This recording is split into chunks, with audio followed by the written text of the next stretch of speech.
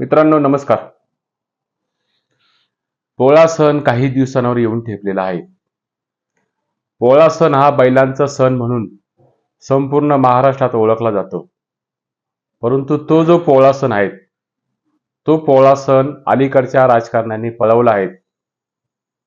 इतका तो पळवलेला आहे की पोळा सण हा बैलांचा सण राहिलेला देखील नाही, अशी शंका आणि अशी कुशंका ही मनात निर्माण झाल्याशिवाय राहत नाही. याला कारण आणि निमित्त मात्र ठरलंय. महाराष्ट्राच्या राजकारणामध्ये अलीकडच्या काळामध्ये वेगवेगळी झूल पांघरून राजकारण्याचं कसब ही किती प्रमाणात विलक्षण झालेलं आहे आणि झूल पांघरून हुलकावणी देण्यात राजकारणी हे कमालीचे तरबेज झालेले आहेत.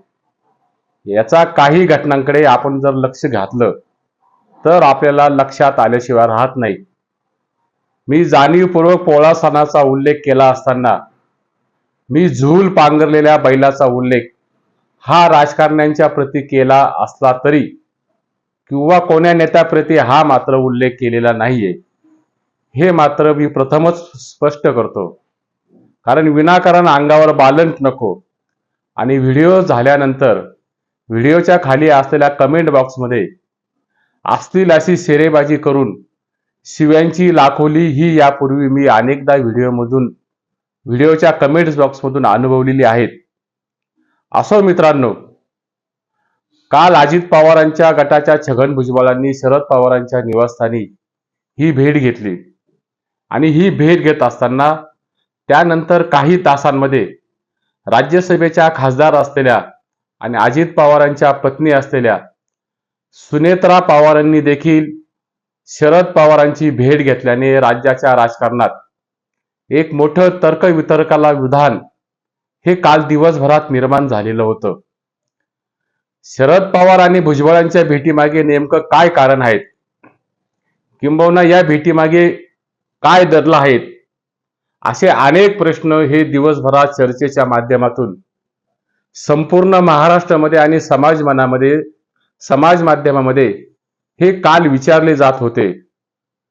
परंतु या गोष्टीकडे आपण गांभीर्याने आणि त्रयस्थाच्या भूमिकेतून जर पाहिलं तर छगन भुजबळ हे काही दिवसांपासून महायुतीमध्ये विशेषतः अजितदादांच्या गोटामध्ये हे नाराज असल्याचं किंबहुना अस्वस्थ असल्याच्या बातम्या ह्या वारंवार प्रसिद्ध होत होत्या. किंबहुना प्रसार माध्यमामध्ये त्याबद्दलच्या भावना ह्या सातत्याने व्यक्त होत होत्या.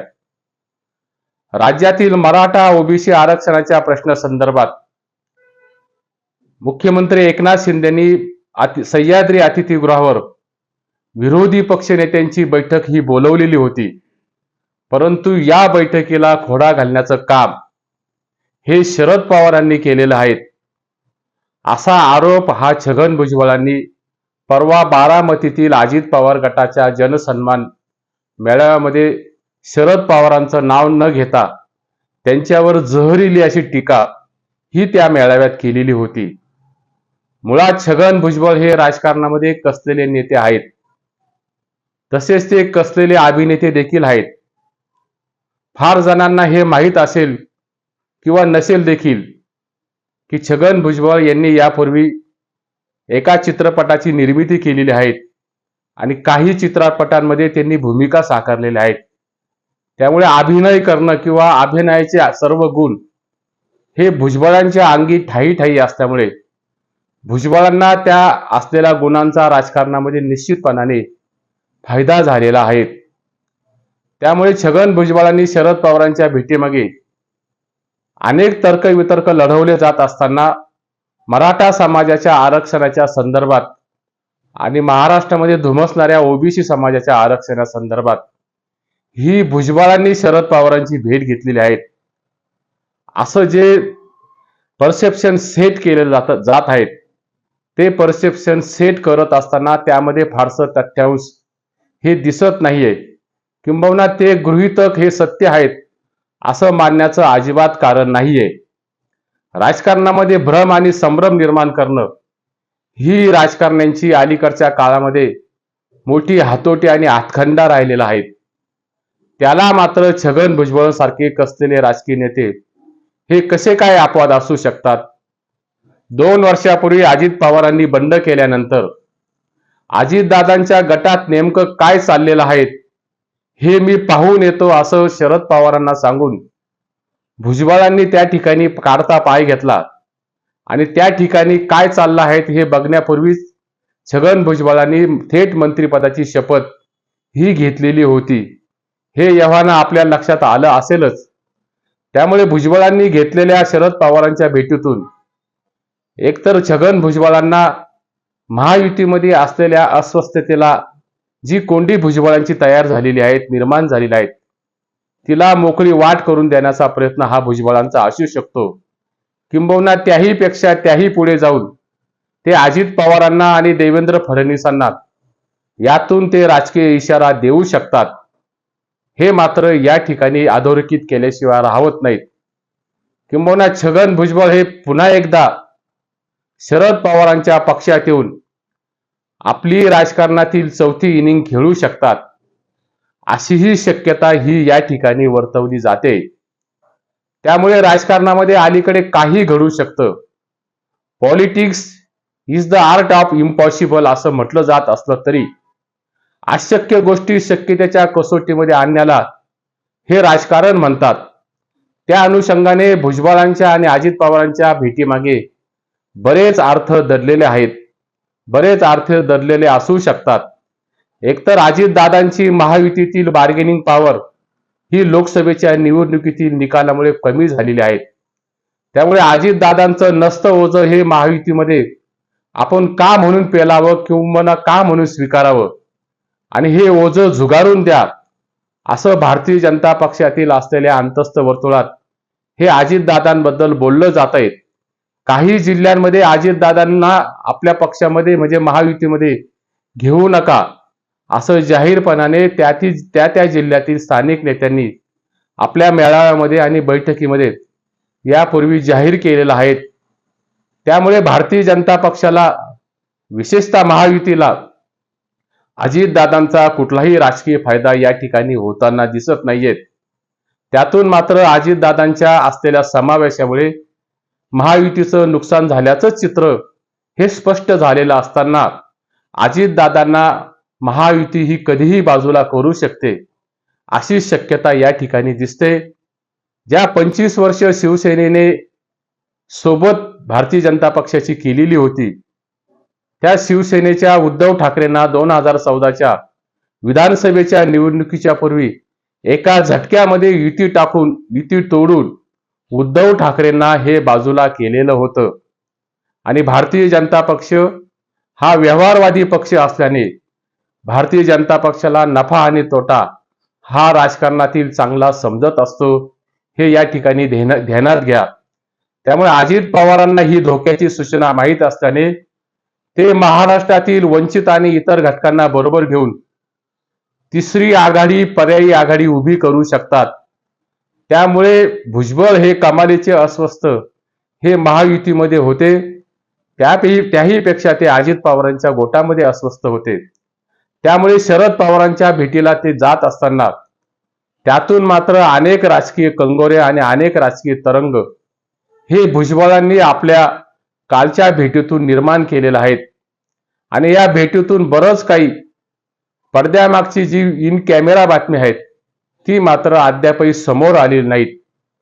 लोकसभेच्या निवडणुकीमध्ये छगन भुजबळांना नाशिक लोकसभा मतदारसंघात ही उमेदवारी करायची होती, परंतु भुजबळांना त्या ठिकाणी डावललं गेलंय.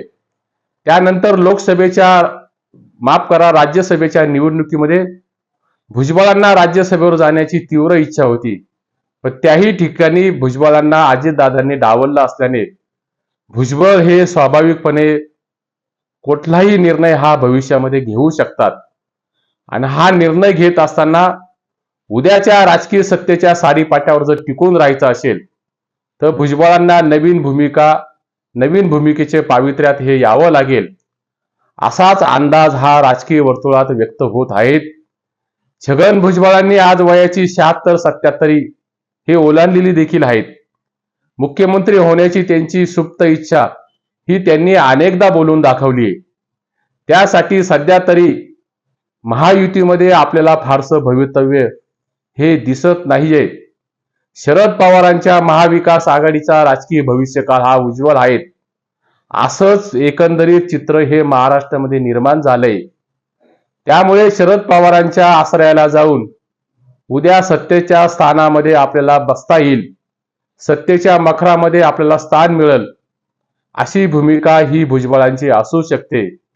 आणि अलीकडच्या काही दिवसांमध्ये जर नजर टाकली तर शरद पवारांच्या राष्ट्रवादी काँग्रेस पक्षामध्ये महाराष्ट्रातील जे लोक शरद पवारांना सोडून गेलेले होते, त्यामध्ये माजी केंद्रीय मंत्री राहिलेल्या सूर्यकांता पाटील हे राष्ट्रवादी काँग्रेसच्या शरद पवार गटात दाखल झालेले आहेत.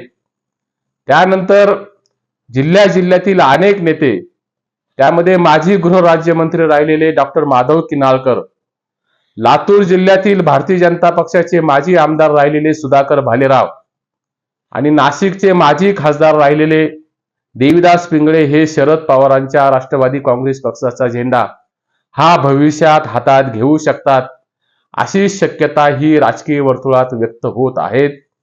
हा व्हिडिओ मी बनवत असताना अकोल्याचे राष्ट्रवादी काँग्रेसचे माजी प्रदेशाध्यक्ष आणि आदिवासी विकास मंत्री असलेले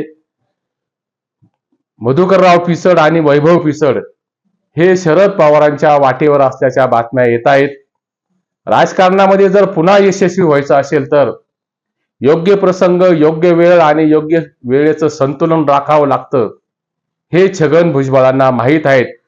आणि भुजबळ हे कसलेले मुत्सद्दी राजकारणी आहेत. शरद पवारांची भेट घेऊन भुजबळांनी टाकलेले पाऊल ही जेवढी भुजबळांची राजकीय अगतिकता आहे, तेवढीच तो परतीच्या प्रवासाचा उद्देश असल्याची शक्यता ही अजिबात नाकारता येणार नाहीये. भुजबळ शरद पवारांच्या भेटीला जाणं आणि त्यावर अनेक तर्कवितर्क हे महाराष्ट्रामध्ये लढवले जात असताना या भेटीला, भुजबळांच्या भेटीला कुणी त्याला शरणागती म्हणत असेल तर ती मात्र शरणागती नाहीये. ती उद्याच्या महाराष्ट्रातील पुढच्या सत्तेच्या राजकारणावर स्वार होण्यासाठी, सत्तेच्या मखरामध्ये जाण्यासाठी भुजबळांनी केलेली ही तडजोड आहेत, हे या ठिकाणी लक्षात घ्या. राजकारण हे जरी कला असेल, राजकारण हे जरी आर्ट असेल, तर सत्तेचे राजकारण करणे हे कॉमर्स आहेत, हे मात्र या ठिकाणी विसरता येणार नाहीत. म्हणून भुजबळ आपल्या राजकीय आयुष्याची चौथी इनिंग ही पक्षांतराच्या माध्यमातून खेळतात की काय, हे येणाऱ्या पुढच्या काळातच या ठिकाणी आपल्याला दिसेल. महाराष्ट्रातील राजकारणामध्ये छगन भुजबळांच्या असलेल्या भूमिकेकडे महाराष्ट्रातील अनेक राजकीय विश्लेषकांचं आणि महाराष्ट्रातील जनतेचं हे लक्ष लागून राहिलेलं आहे. बघूया पुढच्या काळामध्ये भुजबळांच्या भुजामध्ये कुठलं बळ या ठिकाणी सामावलेलं आहे आणि ते बळ हे महाराष्ट्रासमोर उद्या पक्षांतराच्या रूपाने येतं किंवा नाही, हे आपण बघतच राहू. तुर्तास आज येथेच थांबतो. हा व्हिडिओ आवडला असेल तर व्हिडिओला लाईक करा, सबस्क्राईब करायला मात्र विसरू नका. नमस्कार.